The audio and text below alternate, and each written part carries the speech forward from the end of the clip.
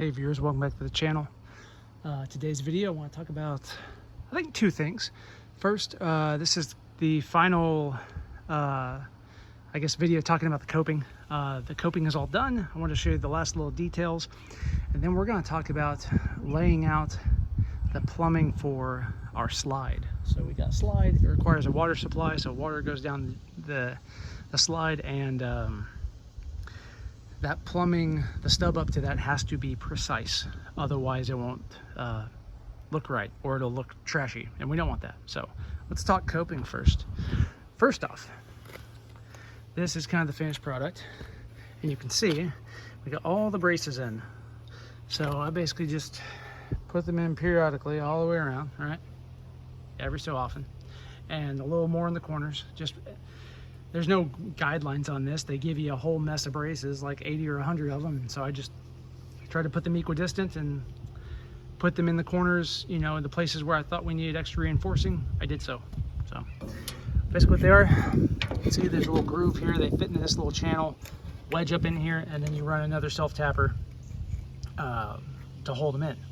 Easy peasy, right? So all those got done, and then the last little thing was the coping clips. Now, here they are.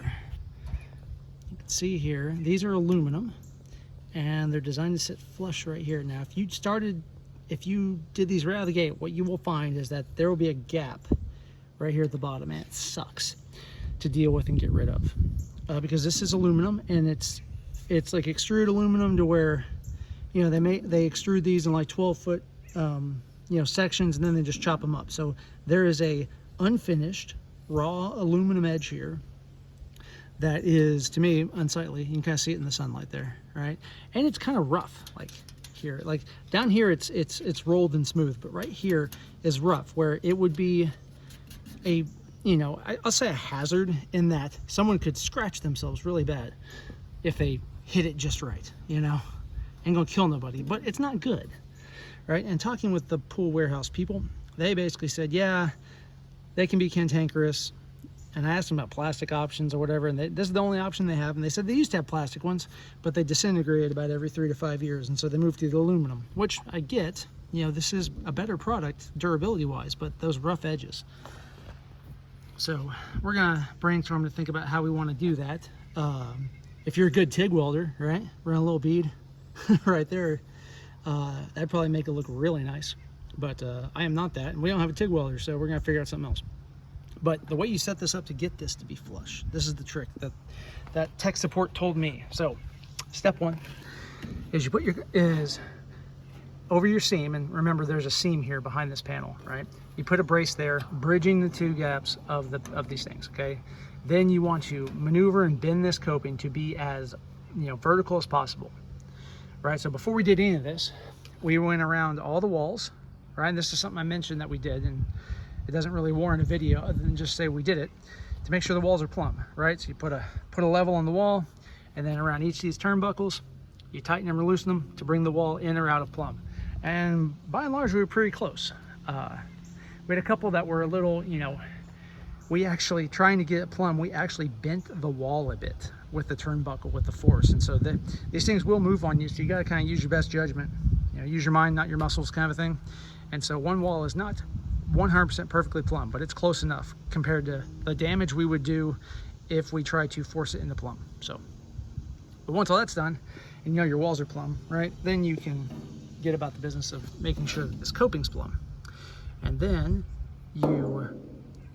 you also want to pre-bend this clamp. It's just aluminum, so you pinch it down to make it a little tighter, and then you slap it on here, get a rubber mallet or a dead blow hammer, tap it down, right?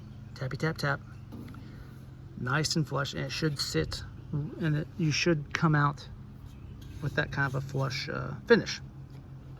And then extra bonus points, take another self-tapper and lock these two pieces together. Now this self-tapper has to be shorter. The screws that came with the kit are 1 inch, number 12, 1 inch self-tappers, and the depth here, about perfect, is 5/8. So 3/4 is still gonna, it'll get you into this material. It may not protrude, but it will get you into the material. So I got 5/8, number 12. Actually, these might even be number 10s. Now these are number 10s.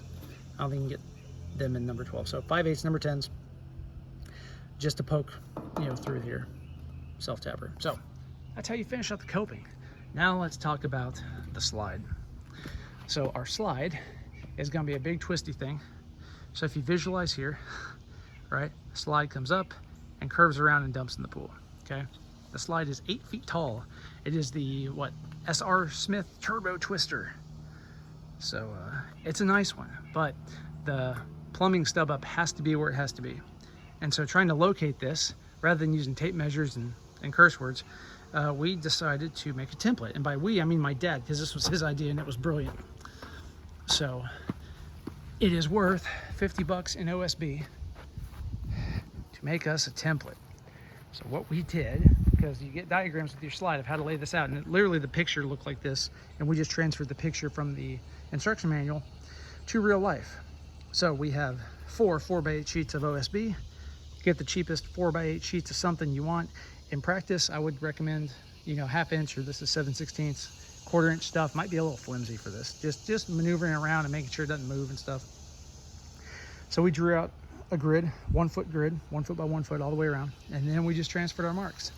And so you can see here is the chute of the slide of how it looks, going all the way to the back. And then once we had all that, it was very easy to look at the diagram and say, oh, that is where our plumbing stubs up. This offset from this edge, this offset from this edge, etc. And that's where it's going to be. And that should get us pretty darn close, I think. And it also allowed us to position the slide, around here. And what will be even better is that we can use this template again to verify our alignments once the concrete decking goes down and we have to actually bolt this thing to the concrete. So highly recommend this approach, this template approach. It worked out really well, and it lets you kind of visualize things to see, hey, where's the slide gonna dump in, and then making sure that where the slide dumps in is correct, because you have to keep to code. What you have to know about these things is, one, we have a diving board that's gonna be over there. This is a type 2 diving pool, and there is a certain diving envelope that board can operate in, and there's a certain sliding envelope that this thing can operate in, and never the zones shall meet. And so you have to balance all this. So what we did here is basically we have positioned this slide to where it is outside the diving envelope, and the slide envelope does not intersect the diving envelope, while maintaining all the specs for the slide. Mainly the slide says for proper depth, at 4.5 feet out from the slide edge, you must have 4.5 feet of depth to the pool, which gets you into that going in the deep end, right, the ramp. And so we did all our measurements, and sure enough, hey, we're good enough, we're good. So that's where she's gonna be. So take care when doing all this, and it doesn't take that long, like probably an hour and a half from the time we threw this plywood down in the shop to having it out here mocked up like this, to draw it out and everything, and that was while sipping coffee. So it wasn't terrible to do. It's worth taking the time to do it right, because if you get this pipe wrong, popping up through concrete, you either make it ugly to make it work, or you're chipping concrete to make it work. Either way's bad. So the last thing, you may notice this other hole here. So part of this pool, what we're doing is adding an extra 2-inch return line provisionally, and that is going to be for a future water feature, like a waterfall or something. And what we decided to do is, looking at how this mapped out, it provided great visualization to see all this kind of dead space right here, right? This is all gonna be concrete deck, between the pool and the slide. There's not much going on there. So it would be a perfect spot to build up like a rock wall, rock fountain, waterfall type feature all along there, landscaping, make it nice and pretty, right? That would be a perfect thing for it to do. So then the question is, okay, where do we put this pipe? Well, to stub up the water supply. And under this slide is what we decided to do. So until we do the rock feature, which is not going to be a part of this pool build, that's future work. Stubbing up under the slide, it's out of the way. It'll just be a pipe with a cap. It'll be out of the way. No one will trip on it. And then when we go do this rock feature, right, it can be very easily hidden by additional landscaping and whatever, to where it'll look nice and feed into the waterfall.